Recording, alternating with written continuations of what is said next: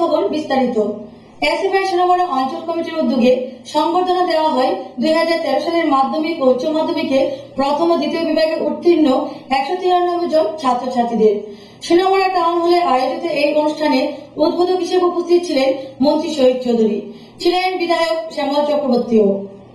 ভারতের ছাত্র ফেডারেশনের উদ্যোগে সংবর্ধনা দেওয়া হলো 2013 সালের মাধ্যমিক ও উচ্চ মাধ্যমিকে প্রথম ও দ্বিতীয় বিভাগে উত্তীর্ণ ছাত্রছাত্রীদের। এসএফআই সোনামুড়া অঞ্চল কমিটির উদ্যোগে আজ সোনামুড়া টাউন হলে আয়োজন করা হয় এই সংবর্ধনা অনুষ্ঠানের। প্রদীপ জ্বালিয়ে অনুষ্ঠানের উদ্বোধন করেন রাজ্যের ক্রীড়া ও যুব কল্যাণ, শ্রম এবং সংখ্যালঘু উন্নয়ন দপ্তরের মন্ত্রী শহীদ চৌধুরী। এছাড়াও মঞ্চে উপস্থিত ছিলেন বিধায়ক শ্যামল চক্রবর্তী, সোনামুড়া কবি নজরুল মহাবিদ্যালয়ের ভারপ্রাপ্ত অধ্যক্ষ সৌভিক বাগচি, এসএফআই সোনামুড়া অঞ্চল সভাপতি কাউসার আহমেদ, সম্পাদক কবির হোসেন প্রমুখ। অনুষ্ঠানে প্রথমে উদ্বোধনী সঙ্গীত পরিবেশন করেন সংগঠনের ছাত্রীরা। মন্ত্রী শহীদ চৌধুরী বলেন, স্বাধীনতার 66 বছর অতিক্রান্ত হলেও ভারতবর্ষ শিক্ষার দিক দিয়ে অনেকটাই পিছিয়ে। তিনি বলেন, ত্রিপুরা বিশ্ববিদ্যালয়ে 10ম সমাবর্তন অনুষ্ঠানে মাননীয় রাষ্ট্রপতি তার ভাষণে বলেন, বিশ্বের মধ্যে 200টি নামী বিশ্ববিদ্যালয় রয়েছে, যেগুলির মধ্যে ভারতের একটিও নেই। এছাড়া তিনি বলেন, ভারতবর্ষে 18 কোটি মানুষ রয়েছে যারা কাজ করতে সক্ষম হলেও তাদের কর্মসংস্থানের কোনো ব্যবস্থা নেই। তিনি বলেন, ভারতের ছাত্র ফেডারেশন সারা রাজ্যব্যাপী এই জাতীয় কৃতি সংবর্ধনা অনুষ্ঠান যারা বিভিন্ন জায়গাতে সংগঠিত করছে। আমি মনে করি কয়েকজন কৃতিকে সংগঠিত করে তাদেরকে যেমন উৎসাহী, এই দেশের সরকার একটা কমিটি তৈরি করেছিলেন, দেশের মানুষ কেমন আছে সেই রিপোর্টটা উনি যাচাই করে কেন্দ্রীয় সরকারের কাছে উপস্থাপন করেছিল। কি দেখলাম আমরা? উনি বলেছেন যে দেশে 77 জন মানুষ গড়ে প্রতিদিন 20 টাকা রোজগার করতে পারে না। এখন এই দেশে 77 জন মানুষ যদি প্রতিদিন গড়ে 20 টাকা রোজগার করতে পারে না। অনুষ্ঠানে বিধায়ক শ্যামল চক্রবর্তী বলেন, রাজ্যে বামফ্রন্ট সরকার প্রতিষ্ঠিত হওয়ার আগে বিভিন্ন সরকারি বিদ্যালয়গুলিতেও বেতন দিয়ে পড়তে হতো, কিন্তু রাজ্যে বাম সরকার প্রতিষ্ঠিত হওয়ার পর শিক্ষা ব্যবস্থার অনেক উন্নতি হয়েছে। আমরা যখন ছোট ছিলাম 3 টাকা বেতন দিতে হতো, ক্লাস 6 উঠলে পরে সরকার 30 জন স্কুলে যেত, 70 জন আর যেত না। বাবা বলতো 36 টাকা রোজগার করতে খুব কষ্ট হয়, বাবা স্কুলে যাচ্ছে, বাড়িতে কৃষিকাজে সাহায্য কর, মাকে কাজে সাহায্য কর, পড়াশোনা করে লাভ করে। সোনামুড়া কলেজের ভারপ্রাপ্ত অধ্যক্ষ সৌভিক বাগচি বলেন, যারা আজকে সংবর্ধনা পেয়েছে তাদের কেবল ভালো ফল করলেই চলবে না, তাদেরকে নৈতিক জ্ঞান ও অর্জন করতে হবে। আগে নিজেকে মানুষ হিসেবে প্রতিষ্ঠিত করতে হবে। মানুষ তৈরি হবে না, মানুষ বর্ণাচ্ছে। তুমি মানুষ হয়ে মানুষের পাশে দাঁড়াও। এই মানুষ গড়ার পাঠটা শুরু করতে হবে আমার বাড়ি থেকেই। বিদ্যালয় বলি, মহাবিদ্যালয় বলি, বিশ্ববিদ্যালয় বলি, এই মানুষ তৈরির ধারাবাহিকতা সেখানে অক্ষুণ্ণ থাকবে। মানুষ তৈরি করার মহান কারিগর হিসাবে রয়েছে শিক্ষকেরা। অত্যন্ত পুরনো কথা, অত্যন্ত দামি কথা, যুগে যুগে। এছাড়া অনুষ্ঠানে বক্তব্য রাখেন সোনামুড়া কৃতি ছাত্র তথা ত্রিপুরা বিশ্ববিদ্যালয়ের 10ম সমাবর্তন অনুষ্ঠানে রাষ্ট্রপতির উপস্থিতিতে স্বর্ণপদক জয়ী কবির হোসেন। তিনি বলেন, সোনামুড়ার মতো জায়গায় থেকেও রাজ্যের মধ্যে ভালো ফল করা যায়। এছাড়া সব বক্তারাই কৃতিদের অভিনন্দন জানান এবং তাদের ভবিষ্যতেও সাফল্য কামনা করেন। অনুষ্ঠানে মোট 193 জন ছাত্রছাত্রীকে সংবর্ধনা জানানো হয়। এছাড়া কৃতি ছাত্র কবির হোসেনকেও জানানো হয় সংবর্ধনা। অনুষ্ঠানে অন্যান্যদের মধ্যে উপস্থিত ছিলেন সোনামুড়া নগর পঞ্চায়েতের ভাইস চেয়ারম্যান আবু তাহের, প্রাক্তন ছাত্রনেতা ওহিদুর রহমান প্রমুখ। অনুষ্ঠানে কৃতিদের হাতে সংবর্ধনা তুলে দেন অতিথিরা। অনুষ্ঠানে ছাত্রছাত্রী ও অভিভাবকদের উপস্থিতি ছিল লক্ষণীয়। সুকান্ত বর্মনের রিপোর্ট, খবর ত্রিপুরা। উদয়পুরে গোমতী জেলা ফায়ার সার্ভিস সেল কমিটির উদ্যোগে অনুষ্ঠিত হয় এক রক্তদান শিবির। এতে উদ্বোধক হিসেবে উপস্থিত ছিলেন মন্ত্রী রতন ভূমি। শিবিরে মোট 42 জন রক্তদাতা স্বেচ্ছায় রক্তদান করেন। গতকাল Udaipur fire service cell committee Gomati ত্রিপুরার উদ্যোগে এক রক্তদান শিবির অনুষ্ঠিত হয় উদয়পুর ফায়ার সার্ভিস অফিস চত্বরে। উদ্বোধন করেন তফসিলি জাতি কল্যাণ, পর্যটন ও জল স্বাস্থ্য বিধান দপ্তরের মন্ত্রী রতন ভৌমিক। এছাড়া উপস্থিত ছিলেন টিজিইএ উদয়পুর বিভাগীয় কমিটির সভাপতি ও সম্পাদক নিরঞ্জন দেবনাথ ও জওহরলাল দাস। রক্তদান শিবিরের সভাপতি হিসেবে ছিলেন বিশ্বজিৎ পাল। এদিকে 1 ফুটা ঝড়ো বৃষ্টির মধ্যে দিয়ে চলছিল রক্তদান শিবির। তবুও রক্তদান জীবনদান এই ভাবনাকে সামনে রেখে তরুণ তরুণী বৃদ্ধ সহ মোট 42 জন রক্তদানে এগিয়ে এসেছিল। উদ্বোধকের ভাষণে মন্ত্রী বলেন, একসময় রাজ্যে রক্তের সংকটে বহু মানুষ মারা যেত, যা বর্তমানে তার প্রকোপ থেকে অনেকটাই স্বস্তির এসেছে। তিনি আরো বলেন, রাজ্যের প্রতিটি সামাজিক সংস্থাগুলি যদি ভবিষ্যতে এভাবে রক্তদানে এগিয়ে আসে তবে আগামী দিনে রক্তের ঘাটতি ত্রিপুরাতে আর থাকবে না।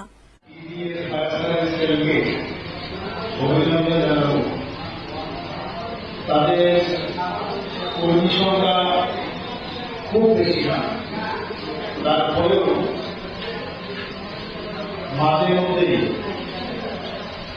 তারা রক্তদানের মতো যে সামাজিক দায়িত্ব পালন কর্মসূচি তারা অংশগ্রহণ করছে এবং এই বছরও তারা সম্মেলনকে সামনে রেখে এই ধরনের কর্মসূচি গ্রহণ করার জন্য অভিনন্দন। সাথে সাথে বলব, আমাদের রাজ্যেও রক্তদানকে আন্দোলন হিসেবে আমরা নিয়েছি। আগে আমাদের কাছে রক্তের অভাবে অনেক রোগী মারা যায়, শুধু অভাব না,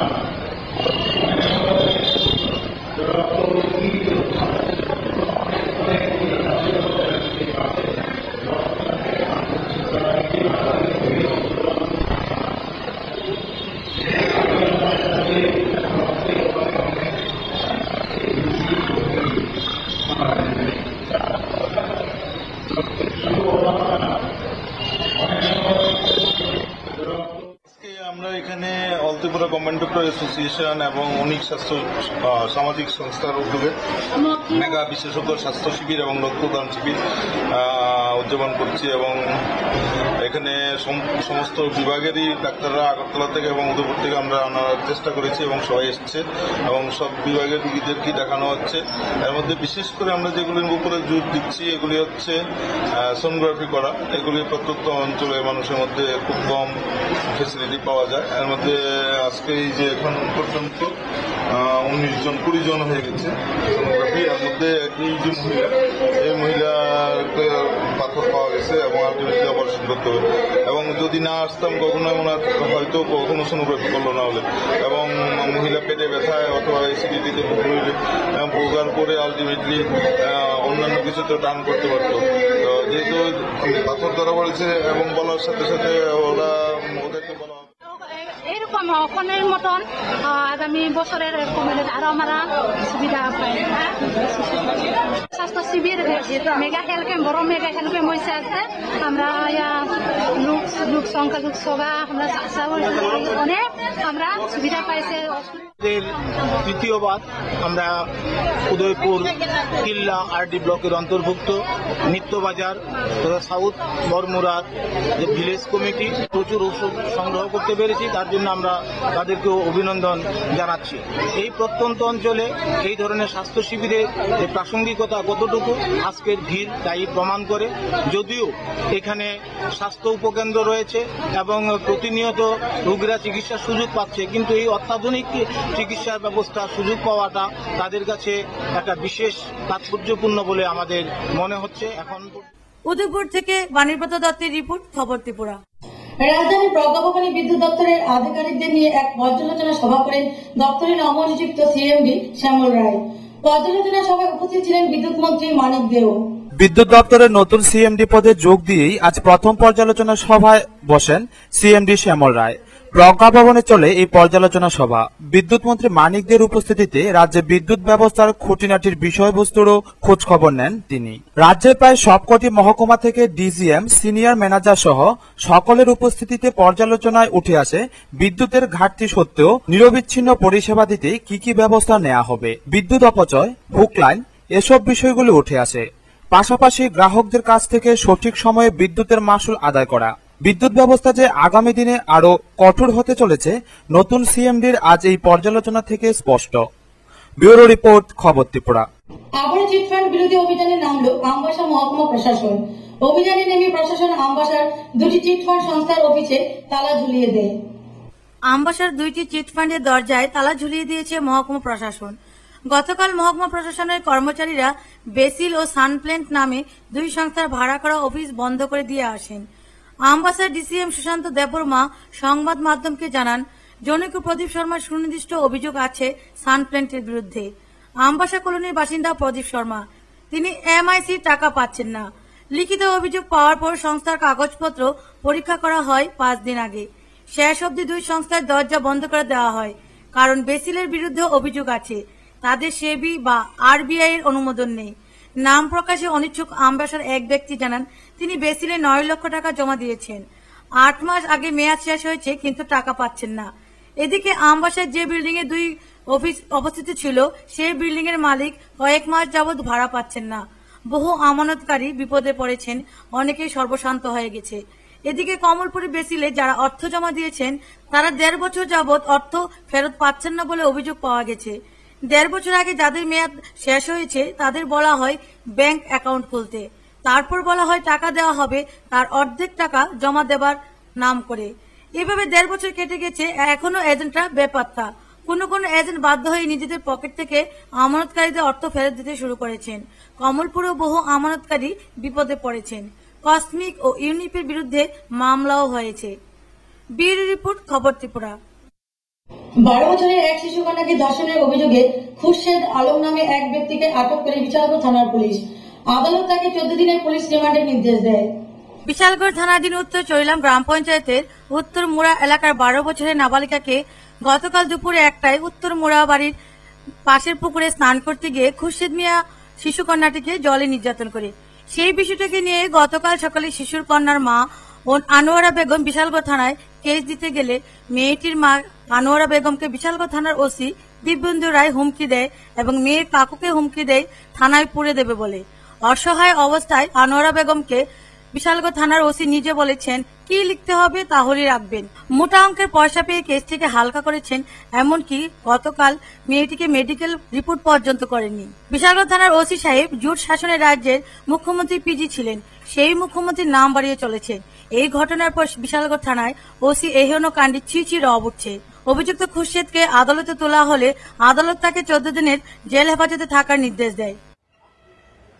আপনার বিচার কি বিচার চাইছেন? বিচার আমি জঘন্য বিচার চাইতেছি। সুষ্ঠু বিচার চাইছেন? পুলিশ কত মাস রাখতে হয়েছে না কেসটা? না, এটা রাখছে না, তারা এটা গ্রহণই করছেন। আচ্ছা, এরপরে আমি নতুন করে কেসটার জন্য তারা কইছে আমি প্রচুর শাস্তি পাইতাম। আমার এই কথা কইয়া এই কেসটা আমার এই কথা কইয়া তারা এটা রাখছে। বিশালগড় থেকে সম্ভবমিকের রিপোর্ট, খবর ত্রিপুরা।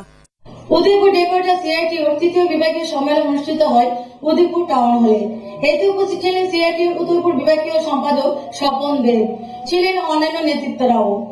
গতকাল উদয়পুর ডেকোরেটর ইউনিট সিআইটিউর 3য় বিভাগীয় সম্মেলন অনুষ্ঠিত হয় উদয়পুর টাউন হলের কমরেড রঞ্জিত ভৌমিক মঞ্চে। তবে এদিন অনুষ্ঠানে প্রধান বক্তার ভাষণ পর্যন্ত বিভিন্ন স্থান থেকে আগত প্রতিনিধিদের সংখ্যা তেমন চোখেও পড়ল না। কারণ হিসাবে পরপর কিছুদিন যাবৎ সম্মেলন থাকায় সম্মেলনে উপস্থিতির হারও কিছুটা কম সংখ্যক, এমনটাই জানান সম্মেলনে যোগদানকারী সদস্যরা। এদিন সম্মেলনে সম্পাদকীয় প্রতিবেদন পেশ করেন স্বপন দেব। প্রধান বক্তা হিসাবে ছিলেন সিআইটি উদয়পুর বিভাগের সম্পাদক স্বপন দেবনাথ। দ্বিতীয়, সরকারি বেসরকারি সংস্থা, শ্রমিক যারা কাজ করেন, সংগঠিত বা অসংগঠিত সেক্টর। 3 নম্বর দাবি হল আমাদের যে প্রত্যেকটা সেক্টরের শ্রমজীবী মানুষের জন্য সামাজিক নিরাপত্তার জন্য তাকে সুনির্দিষ্টভাবে একটা সুসংহত আইন কেন্দ্রীয় সরকারকে প্রণয়ন করতে হবে, যার মধ্য দিয়ে ভাতা, চিকিৎসা, শিক্ষা এই সমস্ত সুরক্ষাজনক ব্যবস্থাগুলি থাকবে। এই 3 দফা দাবি নিয়ে আমরা সারা দেশব্যাপী সিআইটির উদ্যোগে একটা প্রচারধর্মী গণ আন্দোলন কর্মসূচি গ্রহণ করেছি।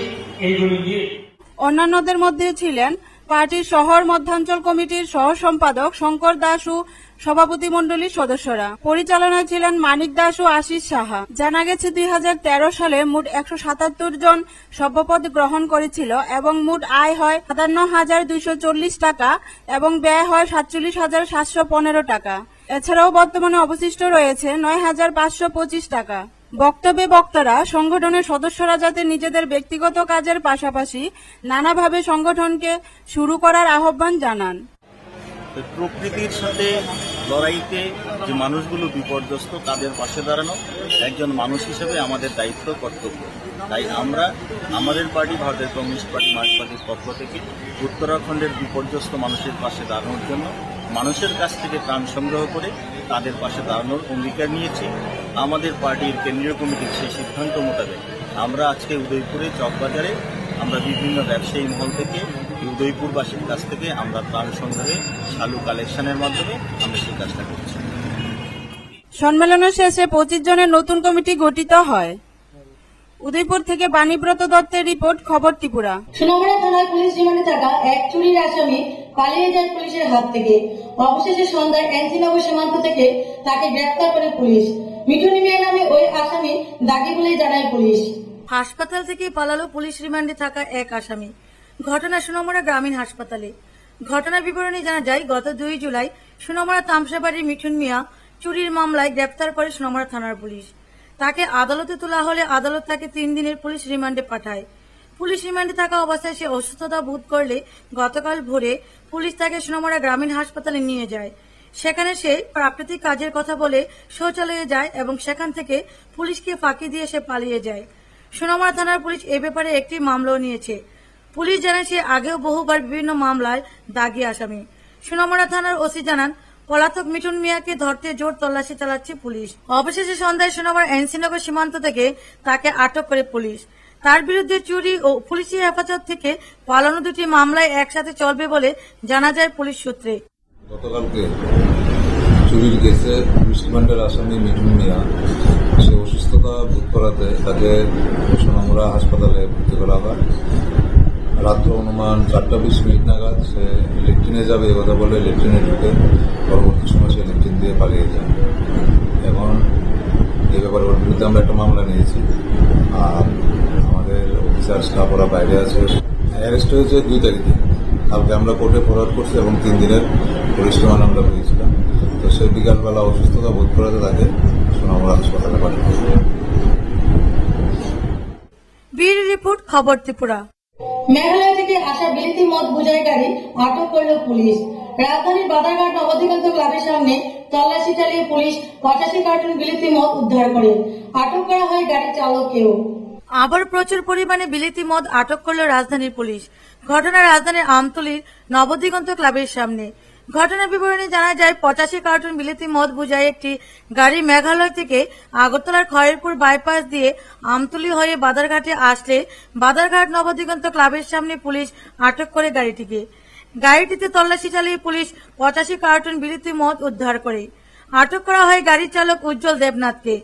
পুলিশ গাড়িটিকে আটক করেছে। Badharghat near Nabadiganta club 85 carton 12 বোতল বেড়া টোটাল 1020 বোতল। কয়টার সময়? সিক্রেট ইনফরমেশন 2:10-এ একজনকে ফরওয়ার্ড করেছে উজ্জ্বল দেবনাথ, বাড়ি হচ্ছে উষাবাজার সিনাইনি এসআর। ব্যুরো রিপোর্ট, খবর ত্রিপুরা। উদয়পুর অনেক সামাজিক সংস্থার উদ্যোগে আয়োজন করা হয় এক মেগা স্বাস্থ্য শিবিরের। এই শিবিরে মোট 550 জন উপস্থিত ছিলেন।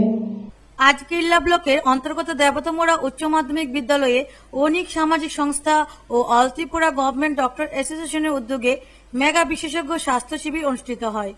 এই বছর সহ তৃতীয়বারের মতো অনুষ্ঠানটি সম্পন্ন হয়। এদিন স্বাস্থ্য শিবিরে রক্তদান শিবিরকে কেন্দ্র করে ছোট থেকে বড় সকলের মধ্যেই ছিল ব্যাপক সাড়া। শিবিরে উদয়পুরের বিশেষজ্ঞ ডাক্তার দ্বারা রোগী পরীক্ষার মধ্যে ছিল এক্স রে, সোনোগ্রাফি, ইসিজি ও রক্ত পরীক্ষা সহ বিনামূল্যে ওষুধ দেওয়া হয়েছে সকল রোগীদের মধ্যে। এই ব্যাপারে স্থানীয় রোগীদের অভিমত, বিনামূল্যে চিকিৎসা ও ওষুধ ভবিষ্যতে দেওয়া হলে অকালে গরিব মেহনতি শ্রমিক সহ কাউকেই চিকিৎসার অভাবে নানা সমস্যায় পড়তে হবে না। এদিকে বিশেষজ্ঞ ডাক্তারবাবুরা জানান, এই রকম প্রয়াস ভবিষ্যতেও জারি থাকলে ভবিষ্যতে রোগীদের পক্ষে অত্যন্ত ভালো।